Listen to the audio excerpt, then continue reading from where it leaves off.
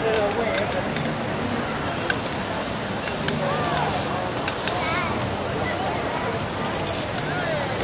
Dennis, where do you want this banner?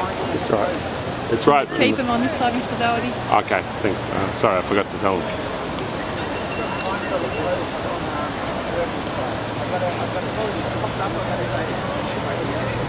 Hey, how are you?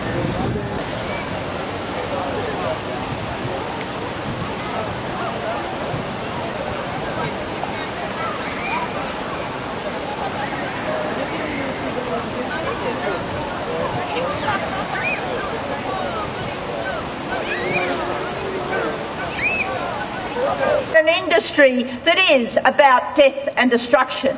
There's no smiley face or good news here when you're robbing billions of dollars from the public purse, from the money that should be going for people's needs for environmental protection, not only in this country but around the world. So it's robbing money, but it is also promoting weapons that destroy, kill and maim. And believe it or not, inside, maybe I haven't been inside, but we know from other exhibitions that these companies are out spruiking their wares. And they're companies that have a very unsavoury record.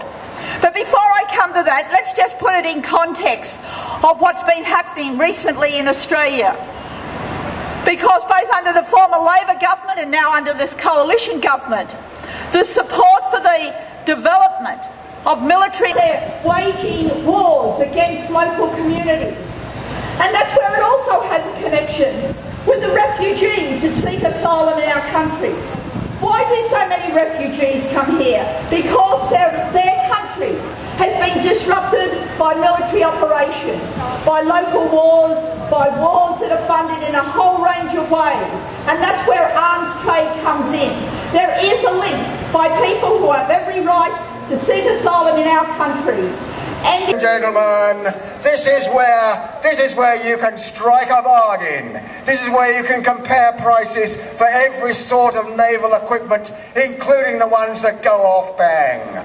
This is where you can get, quite literally, the biggest bang for your buck.